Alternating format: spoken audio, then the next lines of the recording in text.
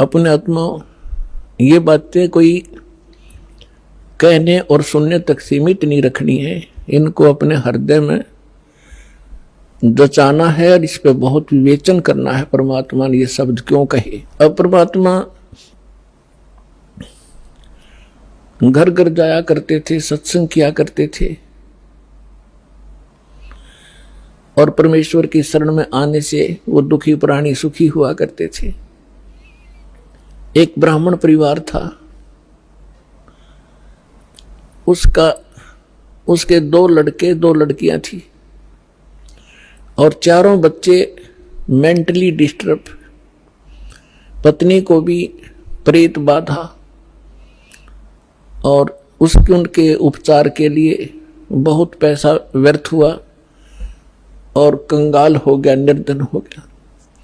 Relatives भी, उस नाती भी, रिश्तेदार भी उससे नफरत करने लगे और उन्होंने एक रामानंद नाम के स्वामी रामानंद जी, काशी के एक प्रसिद्ध संत थे, उनसे भी दीक्षा ली और उनसे भी ट्रीटमेंट, अपना समाधान चाहा। उसी समय परमेश्वर आए हुए थे, एक शिशु रूप धारण करके प्रकट हुए थे। काशी शहर के लहर तारा नामक एक सरोवर के ऊपर कमल के फूल पर अपने सतलोक से आकर बालक रूप धारण किया था। नीरू और नीमा नाम के 2 निसंतान पति पत्नी थे, वो परमात्मा को घर ले गए थे। वहां उनकी परवरिश कुंवारी गाय के दूध से हुई थी। धीरे धीरे बड़े हुए तो वो वही व्यवसाय जो नीरू किया करता था, जुलाहे का काम करने लगे और साथ में अपना जिस उद्देश्य को लेकर आए थे वो प्रचार भी किया करते थे। इसी दौरान परमात्मा ने एक लीला की थी, वो अलग कहानी है, फिर से सुनाएंगे। अब इतना ही सुनाएंगे कि स्वामी रामानंद जी और परमेश्वर कबीर जी की गोष्ठी हो रही थी, बैठे थे। उसी समय वो ब्राह्मण पहुंच गया वहां पे और उस ब्राह्मण ने अपने गुरुदेव स्वामी रामानंद जी से कहा कि गुरुदेव, मैं अति दुखी हो चुका हूं, अति आर्त हूं, आपकी शरण आया हूं, मुझे कोई समाधान बताओ। तो रामानंद जी ने उनको बहुत सारे जंतर मंत्र और बहुत से और भी दान धर्म के तरीके बताए थे, उनसे भी उसको कोई राहत नहीं मिली। तो पुण्यात्माओं, आप जो भी कोई दुखी प्राणी होता है वो परमात्मा की राहत लेने के लिए संतों के पास जाते हैं, या उसको जो भी कोई बता दे कि वहां झाड़ा लगाते हैं, वहां कोई ओझा बैठा है तो वहां भी जाते हैं। तो जितने भी संत हैं पहले अपनी क्रिया बताते हैं, आप ऐसे करो, ये मंत्र जाप करो, ये ऐसा दान करो। उनसे भी कोई लाभ नहीं होता है तो सभी लास्ट में ये कह देते हैं कि ये आपके प्रारब्ध में निहित है, अर्थात आपकी किस्मत में लिखा है, ये आपने भोगना ही पड़ेगा। फिर उदाहरण देते हैं कि जैसे भगवान श्री राम ने बाली को मारा था, जो सुग्रीव का भाई था, वृक्ष की ओट लेकर, और उसका भी बदला भगवान ने भी देना पड़ा श्री कृष्ण रूप में। एक शिकारी ने उनके पैर में तीर मारा, विषाक्त, और तब श्री कृष्ण जी की मृत्यु हुई। वो मारने वाला कौन था? वो शिकारी, वो बाली वाली आत्मा थी और श्री कृष्ण राम वाली आत्मा। तो इस तरह की अटकल देकर के रामानंद जी ने उस ब्राह्मण से कहा कि भाई, ये तेरे प्रारब्ध के अंदर लिखा है, ये किसी भी तरीके से नहीं कट सकता। मैं जो विधि जानू था मैंने सारी बता दी। उसी समय परमेश्वर ने कहा, स्वामी जी आप बड़े विद्वान हो, वेदों को भी जानते हो, क्या वेदों में भी ऐसा नहीं लिखा कि परमात्मा जीव के सर्व पाप नाश कर सकता है? यानी पाप से ही दुख है। पाप जो प्रारब्ध में लिखा गया है, किस्मत में लिखा गया है, तो उसको प्रारब्ध का कष्ट कहते हैं, संकट कहते हैं, और वो भोगना ही पड़ता है। भोगने से ही समाप्त होता है। तो परमेश्वर ने प्रश्न किया, क्या स्वामी जी आप, क्या वेदों में भी ऐसा ही लिखा है? स्वामी जी ने तपाक से कहा कि हाँ ऐसा ही लिखा है, किसी वेद में ऐसा प्रमाण नहीं, सब ये लिखा कि अपना कर्म भोगना ही पड़ेगा। तो परमेश्वर ने कहा कि यजुर्वेद अध्याय नंबर 8 के श्लोक नंबर 13 को देखिए स्वामी जी। अब उनको जुबानी याद था, अपने आत्मा या बिजली गिरी हुई है, सदग्रंथों को कंठस्थ याद कर रखा था इन ब्राह्मण लोगों ने, और इनको कख नहीं पता था ये बता क्या रहे। रामानंद जी का सिर घूम गया कि एक दानक का बालक, धान दुल्हाए का लड़का, कदे इसने वेद देखे भी को नहीं, और आज इसने मंत्र बता दिया।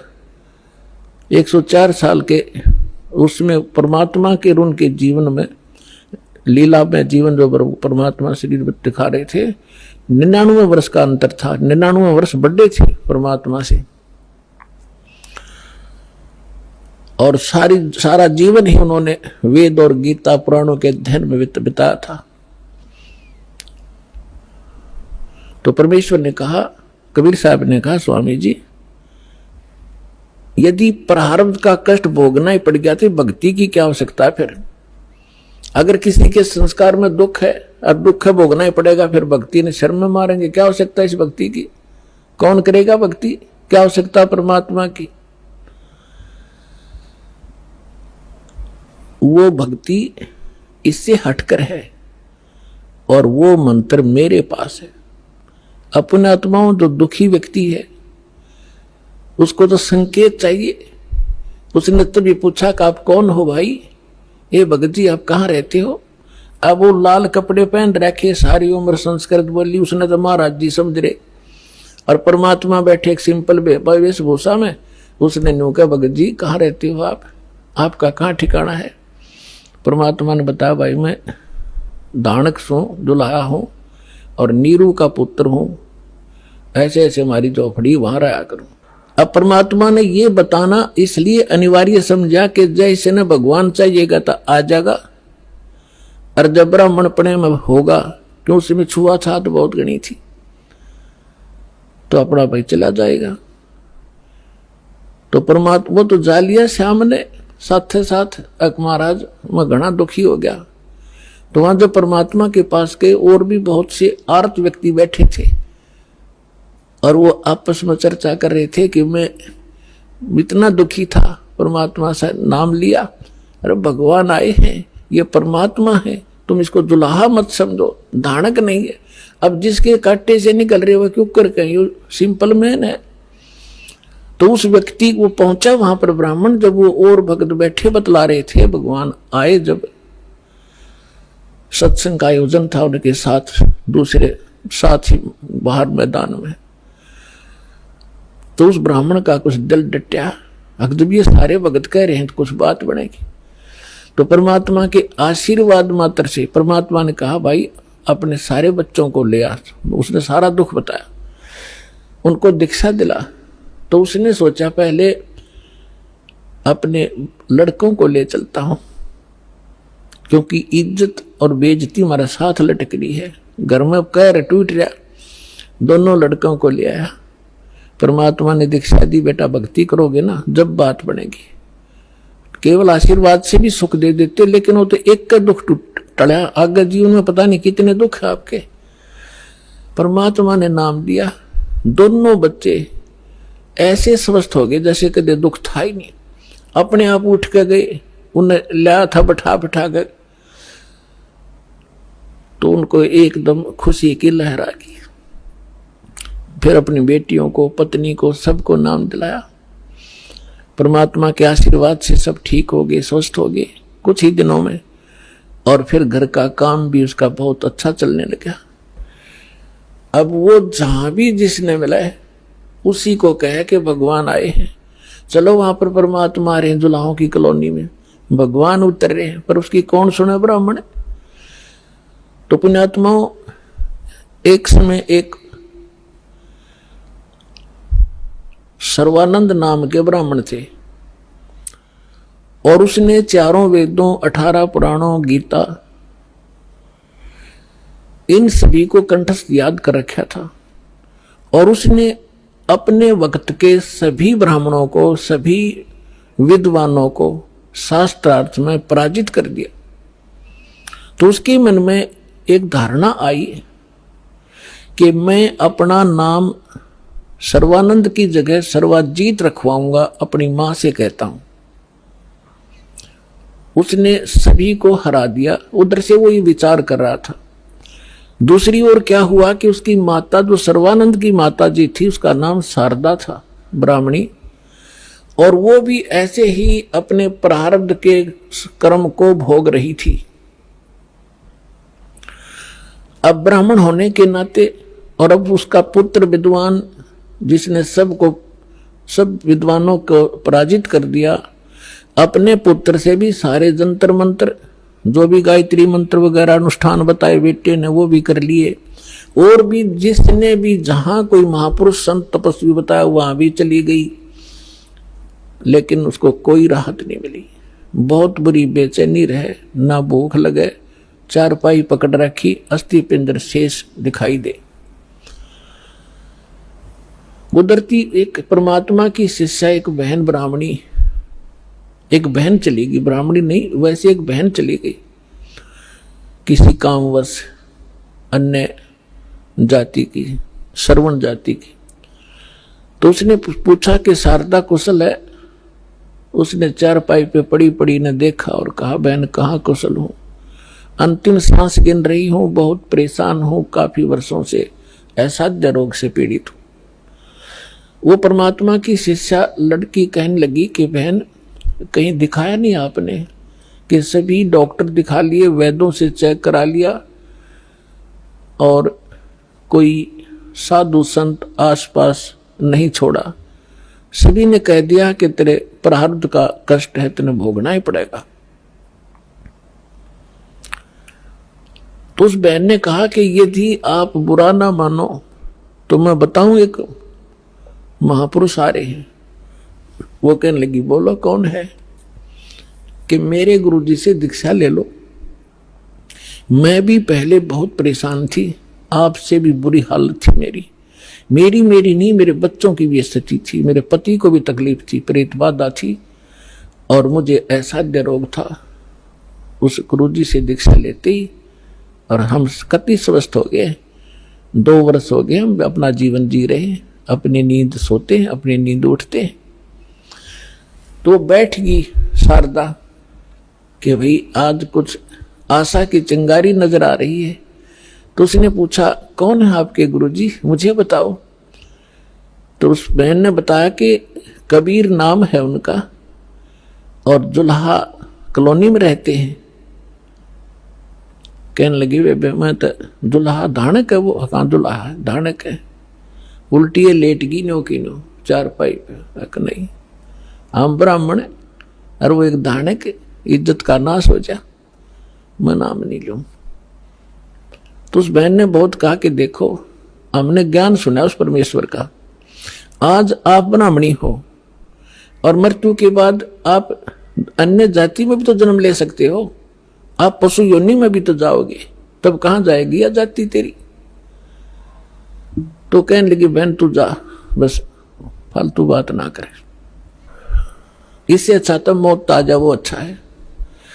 तो पुण्यात्मा परमात्मा कहते हैं, राज तजना सहज है, सहज तरिया का ने, और मान बढ़ाई ईर्षा, ये दुर्लभ तजना। ये वह चली गई। कुछ दिनों के बाद वो ब्राह्मण जो परमात्मा की शरण में आके स्वस्थ हुआ था, पुण्यात्मा आप तो बालक हो, दास उस भगवान से परिचित है।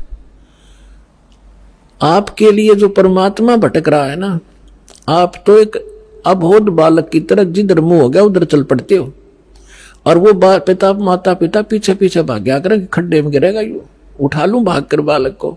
आज आप इतने बच्चे हो इस भगवान के मार्ग में और इस अपने अध्यात्म मार्ग के अंदर। कबीर साहब कहते हैं, मैं रोए तू सृष्टि को, और यह सृष्टि रोए मोहे। गरीबदास जी कह रहे हैं, परमात्मा से परिचित ज्ञान के आधार से भगवान की वाणी बता रहे महिमा। गरीबदास इस योग को समझ नहीं सकता कोई। सो चल छिदर मैं करूं अपने जन के काज, जिस प्यारी आत्मा को शरण में लेना है ना जाने के कारण बना होगा उसके लिए। तो वो ब्राह्मण चला गया कि वो निकटतम नाती भी था उनका। पहले दूर देश से आना जाना महीने में नहीं होता था, 6-6 महीनों में 2-2 1-1 वर्ष बीत जाता था रिश्तेदारियों में आने जाने में। तो वो ब्राह्मण उसी काशी शहर के आसपास कोई गांव था उसका रहने वाला था, और शारदा बनारस में काशी में रहा करती थी। तो एक दिन वो किसी कामवश शहर में आया था, तो उसने सोचा चल रिश्तेदार के घर चलते हैं। जब वहां पहुंचा तो शारदा घर अपने उसी तरह उसी स्थिति में थी। राम रमी करी, नमस्कार हुआ, कुशल मंगल पूछा। तो शारदा ने अपना सारा दुखड़ा रोया कि मैं बहुत दुखी हूं, बहुत बुरा हाल है मेरा, मैं तो अंतिम सांस गिन रही हूं। तब उस ब्राह्मण ने कहा कि आप हमारे गुरुजी से दीक्षा ले लो, आप स्वस्थ हो जाओगे। और मेरी हालत का आपको पता ही है, क्या स्थिति थी मेरी। हाँ, आपकी तो बहुत बुरा हाल था, सारा परिवार दुखी था, और आप कैसे स्वस्थ हुए कि हम उस परमात्मा आए हैं पृथ्वी पर। शारदा तेरा यकीन होइयो चाहे ना होइयो।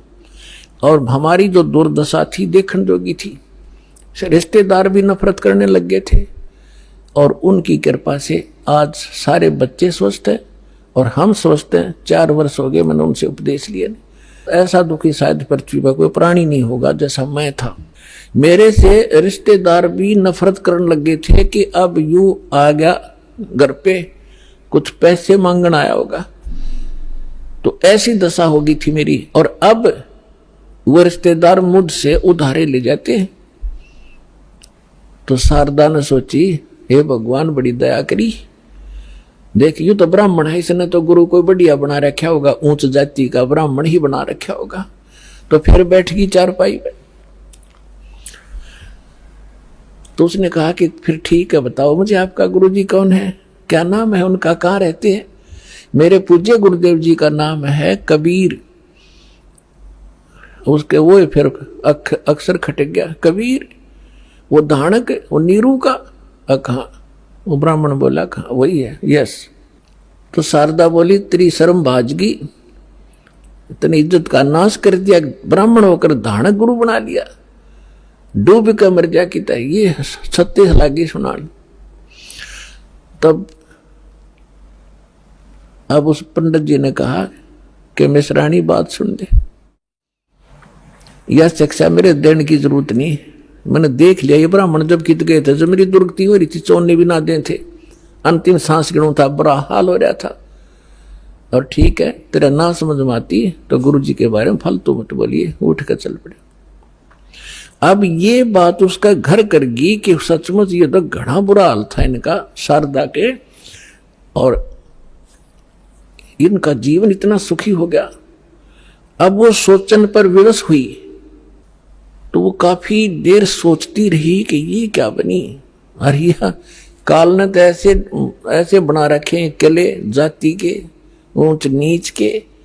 काल ने तो इतना जबरदस्त जाल फैला रखा पुण्यात्मा, परमात्मा बिना यो टूटे नहीं।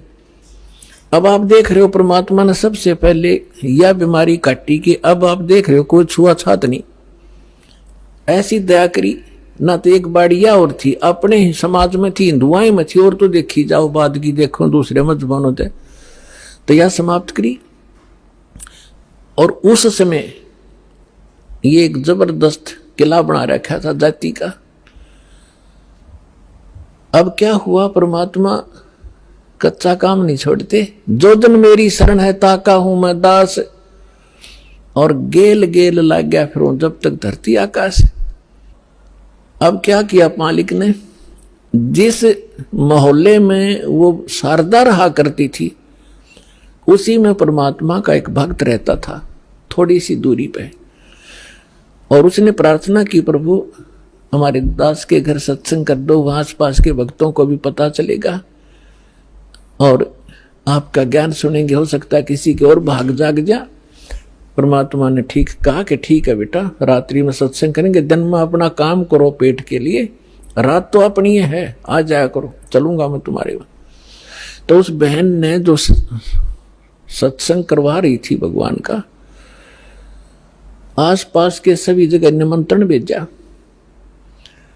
कि आज हमारे गुरुजी आवेंगे और नाम ले लियो, सत्संग सुनियो। पहले आपने आज तक ऐसा ज्ञान नहीं सुना होगा, आप देखियो हमारे गुरुजी का सत्संग सुनना। तो ऐसे आपस में आ ही जाते हैं, बुलावा देने से मोहल्ले के लोग, बहन बेटियां इकट्ठी हो जाती हैं।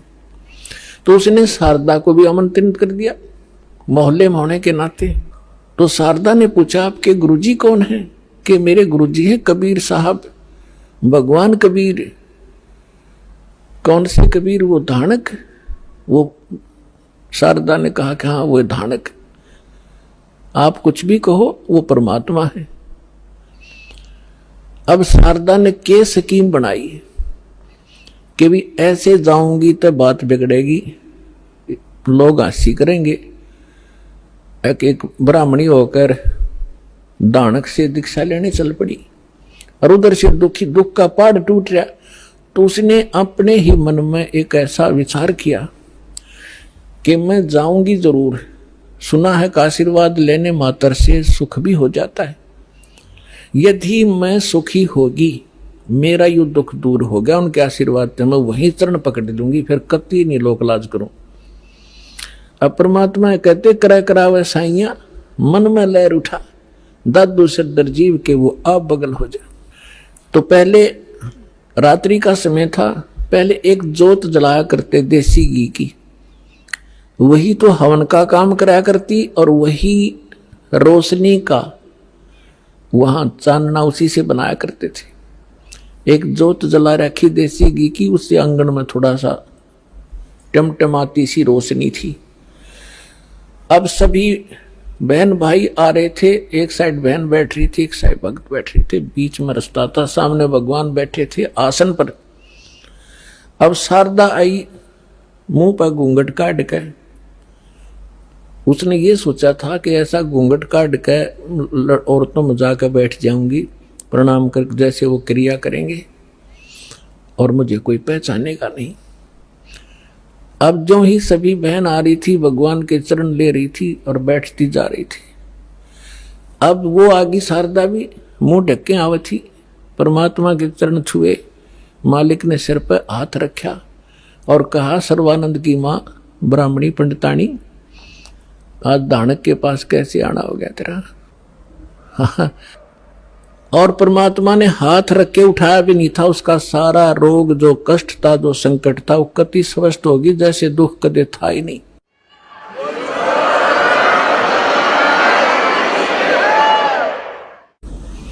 और ऊपर से परमात्मा ने कहा कि कैसे आगे सर्वानंद की मां तू? एक दानक से क्या कहेंगे तेरे को, जो पंडित लोग जात से घेरेंगे।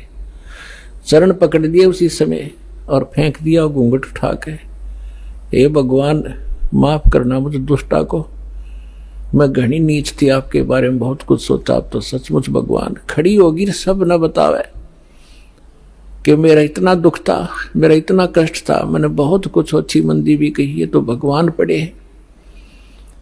फिर बैठ गई, सत्संग सुना, परमात्मा ने सृष्टि रचना सुनाई। तीन देव की जो करते भक्ति, उनकी कदे ना होवे मुक्ति। गुण तीनों की भक्ति में ये भूल पड़ो संसारे, कह कबीर निज नाम बिना कैसे उतरो पारे।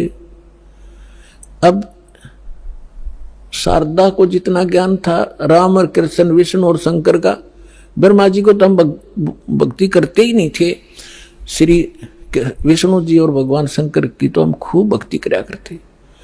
अब सारी सृष्टि रचना सुनाई और ऐसा दुख टल गया उस समय तो सारी स्वीकार करे, चीना तो अग्रम मग्रम भी करे, वो थोड़े बहुत हुआ, तो वो भी मालिक ने पहले उसका समाधान कर दिया और सारी सुने थी, सारी हृदय में समावे थी। लगातार उसने आसपास जहां भी सत्संग परमात्मा का होता था वह सारे जान लाएगी। और उसको काफी ज्ञान हो गया। एक दिन क्या हुआ, उसका लड़का जो सर्वानंद था, उसने अपनी मां से कहा कि मां, मैंने इस आसपास के सभी विद्वानों को शास्त्रार्थ में पराजित कर दिया है। अब मैं चाहता हूं कि मेरा नाम सर्वानंद से बदलकर आप सर्वाजीत रख दो। तो मां ने कहा कि बेटा, अच्छी बात है, तेने विद्वानों को जीत लिया, बड़ी अच्छी बात है, लेकिन सर्वानंद भी तो अच्छा नाम है, इसमें क्या दिक्कत है। तो उसने कहा, माता जी ऐसा है ना, अब सबको अपने आप पता लग जाएगा कि इसने सबको पराजित कर दिया, सब पर विजय प्राप्त कर लिया, इसलिए मैं अपना नाम सर्वजीत रखवाना चाहता हूं। उसकी मां बोली, बेटा ठीक है, नाम तेरा बदल दूंगी, लेकिन एक विद्वान और है, उसने पराजित और कर दे। तो वो कहने लगा, बताओ बताओ कौन है। कि मेरे गुरुजी हैं और कबीर नाम है उनका, और जुलाहे की कॉलोनी में रहते हैं। कहने लगे वो, अच्छा फिर अकमाता आपने बड़ा विद्वान खोजा, उसको संस्कृत भी ना आती, वो क्या जाने सदग्रंथों के बारे में। और उसकी मां बोली, बेटा देख ले, यदि मेरे से तेने नाम बदलवाना है तो उस विद्वान को तेने पराजित करना पड़ेगा, और ऐसे नहीं मानूंगी। उससे लिखवा के लाना और उनका अंगूठा लुआ के लाना, एक दो गवाह भी हो साथ में। अब सर्वानंद तो चल पड़ा, मां का आदेश पाते ही चलता हूं। अब जून का महीना, उत्तर प्रदेश, खड़ी धूप पड़े, उधर से परमात्मा कबीर जी की एक मुंह बोली बेटी थी कमाली, वो एक मृतक जीवित की थी किसी शर्त पे, किसी कारण से, किसी सर्कमस्टांस के से। और वो लड़की फिर अपने पिता को छोड़कर परमेश्वर के साथ, अपने वास्तविक पिता के साथ रहा करती थी, युवा हो गई थी। तो वो लड़की दोपहर के समय कुएं पर जल लेने गई हुई थी, बटका भरण खातिर। उधर से सर्वानंद जी आ गया, एक बैल के ऊपर सारे सदग्रंथ रखा करता, गीता, 18 पुराण, 4 वेद, श्रीमद् भगवद गीता और 6 शास्त्र। बैल के ऊपर जैसे गधे पर बोरा डाल लिया करें, ऐसे बोरा डाल के उनमें रखा करता था, सुंदर कपड़े लपेट के। उस बैल को लिए हुए आ रहा था। अब जुलाहों की कॉलोनी में, और उस समय पंडित जी आचार्य, वो भी सा विद्वान सुप्रसिद्ध, तो सभी ऐसे देख रहे थे जैसे पहले गांव में हाथी आ जाता, सारे गांव निकल कर आ जाया करता, हाथी देखेंगे, ऊपर चढ़ चढ़ कर मकानों पर देखा करते थे। तो सभी देख रहे हैं कि ब्राह्मण कैसे आ गया हमारी कॉलोनी में। अब देखो लीला दाता की, उसको इतनी भयंकर प्यास लगा दी, उसकी आंखों में प्राण आ गए सर्वानंद के, और सामने वाली लड़की पानी पर लग रही। उसके पास आकर कहा कि ये लड़की, जल्दी पानी पिला बेटी, मेरे प्राण निकलने जा रहे हैं। तो लड़की ने बाल्टी उसके कर दी, ले पी लो। उन्हें अपना करमंडल ले रहा था, उसमें डालकर गट गट पी लिया। अब उसने देखा कोई देख तो नहीं रहा तुझे, कितने दानकों के जुलाहों की कॉलोनी कुएं का पानी पी लिया। कोई देख तो, सब देख रहे थे, सब चारों तरफ देख रहे थे। तो उसने अपनी इज्जत बचाने के लिए लड़की को डांटा कि ये लड़की, ये किस जाति का कुआं है। तो लड़की ने कहा, जी दानकों की कॉलोनी में तो दानकों का कुआं हुआ कर, ब्राह्मणों का नहीं हो सकता। ये तूने पहले क्यों नहीं बताया मुझे। पंडित जी पानी पी कर जात नहीं पूछा करते, तू पहले पूछता। जब तक तेरे पसीने आ रहे थे, तेरी जान जाने वाली थी, अब तुझे जाति दिखाई देती है। मर जाता 2 मिनट तुझे पानी नहीं मिलता तो फिर कहता है बेटी छोड़ इन बातों को, यहां कबीर कहां रहता है। तो लड़की ने कहा कि कबीर का घर शिखर में सतलोक में रहता हो, जहां से ले ली गैल और पाव न टेके पपील के, तो पंडित लाद रहा बैल। लड़के ने कहा कि तुझे कबीर चाहिए, वो कबीर सतलोक में रहता है, गगन में, और जहां तक चिट्टी का पैर नहीं टिक सकता, तू इन पोथियों से जाएगा वहां कबीर से मिलने। तो कहने लगा, ए लड़की, गणी ना बोला है, नो बता यहाँ कहाँ रहता है इस कॉलोनी में वो। लड़की बोली, आ जाओ मेरे पीछे पीछे, मैं उन्हीं की बेटी हूं। अब लड़की मटका उठा के चल पड़ी, सर्वानंद बैल आके पीछे पीछे। लड़की थोड़ी आगे चली गई और जाकर कहा, पिताजी एक ब्राह्मण आवा है, सारे पोथे लिए, आपको पूछ रहा है, आपके साथ अवश्य कोई वाद विवाद करेगा। परमात्मा ने कहा, बेटा कोई बात नहीं, ज्ञान की चर्चा तो होनी चाहिए, अच्छी बात है, उसको बुला लो अंदर। वह लड़की बाहर आई और कहा, सर्व आओ जी, आ जाओ, पिताजी अंदर हैं, आ जाओ। तो सर्वानंद बाहर खड़ा हो गया और कहा, ले लड़की, पानी का मेरा लोटा भर दे। बाहर खड़ा खड़ा लड़की ने पानी का लोटा भर दिया और कहा, इस लोटे को जाके कबीर को दे दे और इसका क्या उत्तर दे फिर मुझे बताना बाहर आकर के। भाई जो गुरु बचन पे डट गे, रकट गे फंद 84 के, कट गे फंद 84 के, रकट गे फंद 84 के। भाई जो गुरु बचन पे डट गे, रकट गे फंद 84 के। वस्तु मिली ठोर की ठोर, मिट गई मन पापी की दौड़।